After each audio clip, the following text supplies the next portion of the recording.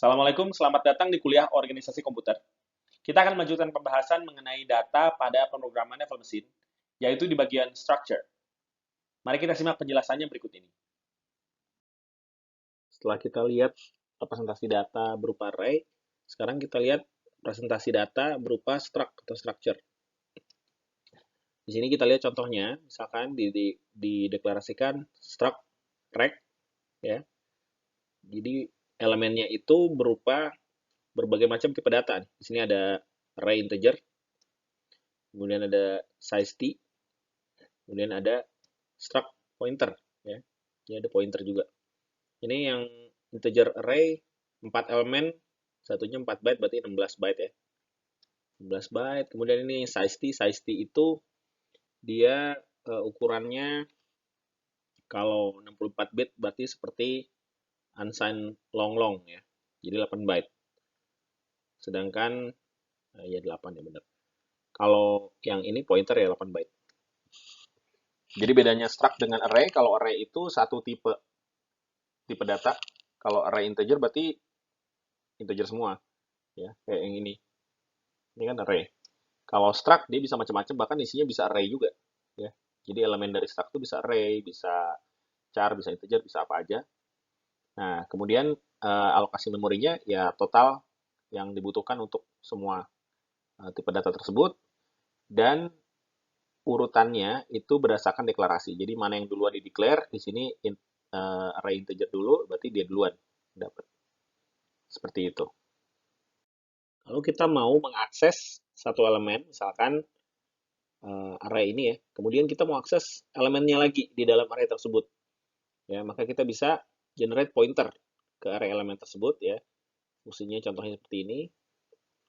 Lihat tadi kan kita sudah tahu sebelumnya waktu bahas array, untuk mengakses satu elemen maka perlu ada scaling factor dari tipe datanya. Dalam hal ini karena dia integer maka ini kali 4 ya indeksnya ya.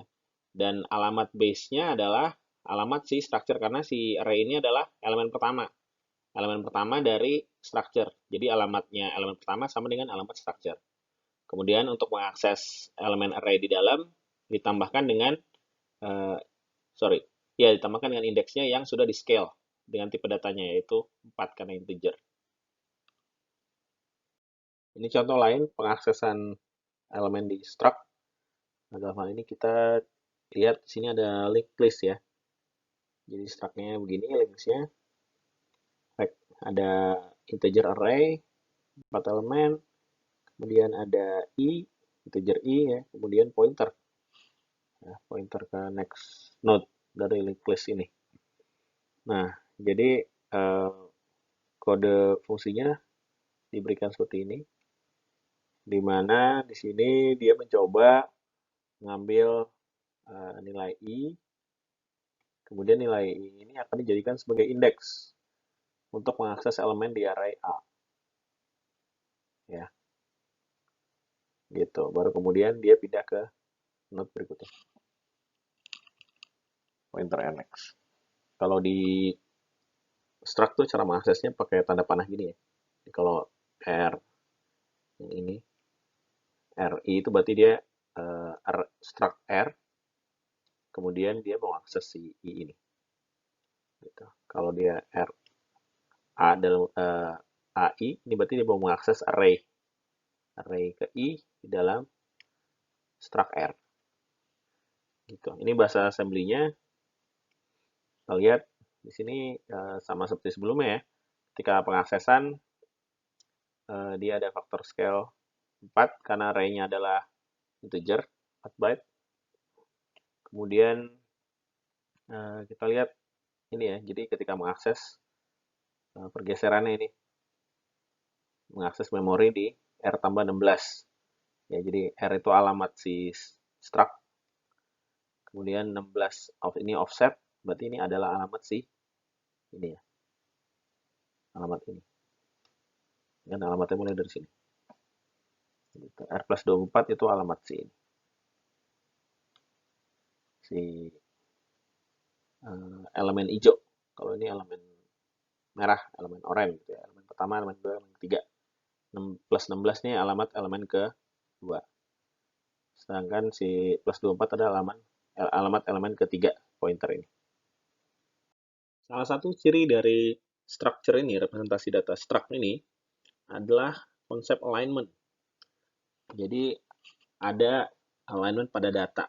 Contoh misalkan tadi kita sudah lihat pada struct, dia punya ciri urutan data muncul berdasarkan urutan deklarasi. Jadi kalau misalkan kita declare struct S1, char, ya, C, kemudian array integer, kemudian double, maka itu akan tampak seperti ini ya.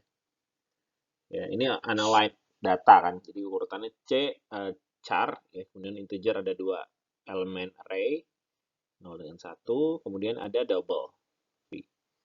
Nanti ini oleh compiler akan di-align, akan dirapikan gitu ya, diratakan dengan kaidah seperti ini. Jadi primitive data type itu membutuhkan k byte, maka address harus kelipatan dari k, dari k ini. Primitive data type itu seperti char, int, long, double. Ya, kalau misalkan dia butuh k byte, maka alamatnya itu harus kelipatan dari k. Contoh, kita lihat di sini misalkan ini ya, char di sini kan pertama kan c ya, yang kuning ini. Kemudian berikutnya adalah integer i ini. Kalau di sini kan alamatnya c ini adalah p, kemudian alamat dari elemen ini si array integer adalah p plus 1. Yang mana p plus 1 ini bukan kelipatan atau belum tentu kelipatan 4 ya, bukan kelipatan 4. Gitu. Sehingga ditambah padding atau ditambal sebanyak 3 byte sehingga alamat si i0 ini menjadi p plus 4 yang mana kelipatan dari 4. Gitu. Begitu juga di sini. Si v ini double ya. Double ini 8 byte. Alamatnya tadinya di sini. Ini kan alamatnya v yang awalnya. Ya, p plus 9 yang mana bukan kelipatan 8. Gitu. Karena tadi ini sudah ditambah 3 byte di sini, jadi p plus 4 mulai dari sini. 2 elemen hijau ini, 2 elemen array makan 8 byte, sehingga di sini jadi p plus 12 ya di sini ya. P plus 12. Gitu. Kalau ditaruh di sini p plus 12, v-nya langsung lanjut di sini. Ini juga p plus 12 bukan kelipatan 8. Makanya ditambahkan 4 byte ini. Supaya alamat v ini, alamatnya si v ini, mulainya, ya, alamatnya adalah kelipatan 8. Jadi p plus 16. 12 tambah 4 jadi 16, kelipatan 8. Gitu. Begitu juga seterusnya. Alignment ini dilakukan untuk optimalisasi di hardware ya. Karena akses memori itu di hardware bukan 1 byte 1 byte ya, tapi dia chunks gitu, beberapa byte, 4 byte, 8 byte, atau bahkan berapa 64 byte gitu ya, tergantung sistemnya. Gitu. Kalau misalkan nanti dia ada yang tidak lurus, dalam tanda kutip tidak align, ya, yang tadi bukan kelipatan, maka itu akan tidak efisien proses di hardware-nya. Gitu. Kalau di prosesor yang lama, itu bisa aja walaupun tidak align, ya, itu bisa diakses tapi akan lebih lama. Tapi kalau di proses yang baru, compilernya sudah melakukan alignment supaya hardware itu nanti lebih efisien dalam mengakses memori. Gitu. Jadi si compilernya udah cerdas. Dia sudah membuat bagaimana supaya data itu aligned dan efisien kalau diakses oleh hardware. Ada beberapa ketentuan terkait alignment. Kalau alamatnya itu kelipatan 2 pangkat sekian gitu ya. Kalau misalkan char yang 1 byte itu tidak ada ketentuan, tapi kalau misalkan dia 2 byte ya short gitu, maka 1 bit lowest 1 bit of address itu harus 0. Gitu. Terus kemudian kalau 4 bytes int, float gitu contohnya dan yang lain, itu lowest 2 bit harus 00. Kalau 8 byte double long itu lowest 3 bitsnya dari alamat si elemen itu harus 000. Gitu ya. Ini ketentuan khusus untuk alamat yang kelipatan 2 pangkat gitu. Nah, itu perlu diperhatikan alignment. Makanya di struct ini, alignment ini bisa menentukan apakah alokasi itu efisien atau tidak, ya. Kalau misalkan kita declare seperti ini, char yang tadi ini yang di awal ya. Char kemudian int, kemudian double, ya, setelah char 1 byte, kemudian int itu 4 byte, ya. Alamatnya harus kelihatan 4, jadi harus ada ditambah 3. Ini akan otomatis oleh compiler ditambah 3. Tapi kalau misalkan kita taruh setelah char C ini, katakanlah di sini V ya. Jadi yang ini kita pindahin ke sini. Ya, sorry bukan di situ.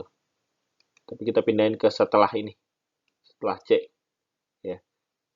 Jadi habis C langsung V, maka oleh compiler dia pasti akan, ini kan berarti kan plus 1 nih alamatnya jadinya di sini.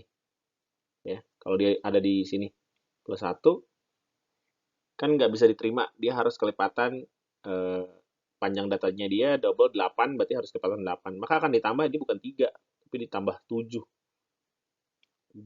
Jadi di sininya P plus 8. Baru ini mulai V. Ya, gitu kira-kira. Nah, ini 7 byte di sini, padding alignment di sini, jadi kita boros jadinya hilang 7 byte. Karena kita declare V setelah char. Makanya urutan declare ini bisa mengoptimalkan alokasi dari memori. Selanjutnya, selain kita harus memperhatikan alignment dari format alamat ya, jadi kalau alamatnya dari panjang datanya, kalau panjang datanya tipe datanya 8 byte, alamat harus kelipatan 8. Overall structure, panjang struktur keseluruhan, juga panjang struct keseluruhan, itu harus kelipatan dari largest alignment requirement. Kak, jadi kalau misalkan largest alignment requirement-nya itu 8 di sini, maka si panjang struktur keseluruhan ya kayaknya jadi 8 gitu. Kan ini kan ada double nih. Dia butuh multiple of 8, 8 ya. Jadi keseluruhan struct, ini keseluruhan struct, ini juga harus kelipatan 8. Jadi kalau dia urutan declare seperti ini, double dulu, baru reinteger, baru char, sampai sini kan. Ya harus, ini baru P plus 16, di sini baru P 17 jadi panjangnya kan. Harus tambah lagi 7, jadi 24 biar kelipatan 8. Nah, itu padding di akhir. Jadi harus diperhatikan juga ya, panjang struct overall atau keseluruhan. Harus kelipatan dari alignment yang terbesar. Kegunaan dari alignment di akhir itu misalkan kita bisa lihat kalau kita membuat suatu array of structure. Jadi array isinya struct. Ya, struct isinya bisa array juga isinya bisa struct. Gitu. Contohnya di sini kita lihat ini ada array ya, satu elemen, tiap elemen panjangnya 24 byte ya. Ini elemen A1 di zoom out itu di zoom in ya malah. Zoom in sebagai satu struct-nya tadi ya. Ya. Jadi di dalamnya itu ada elemennya, ada double, kemudian ada array lagi, array integer, ada char ya, dan supaya jadi 24 byte dia harus di padding, harus tambal supaya align, supaya apa istilahnya rata ya, lurus